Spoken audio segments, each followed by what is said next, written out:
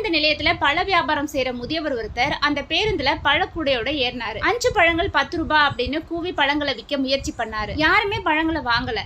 தூக்க முடியாம தூக்கின முதியவர் கீழே இறங்கிட்டாரு. இளைஞன் ஒருத்தன் பேருந்துல ஏறி 6 பழங்கள் 10 ரூபான்னு கூவி வித்தான். அவனுக்கு நல்ல விற்பனை ஆச்சு.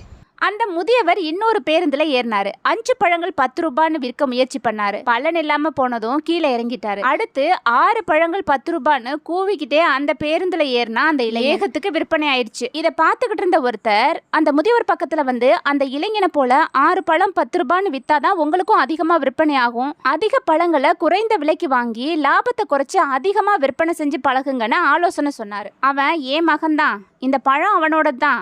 6 பழம் 10 ரூபான்னு வித்தா சட்டுன்னு வாங்க நம்ம சனங்களுக்கு மனசு வராது. 5 10 ரூபான்னு நான் கூவிட்டு போவேன். அப்புறமா 6 பழம் 10 ரூபான்னு அவன் சொன்னதும் நமக்கு லாபம் தான்னு உடனே வாங்கிடுவாங்க. அவன் தாங்க உண்மையான வியாபாரி, மக்கள் மனசை படிக்க தெரிஞ்சவன்னு சொன்னார்.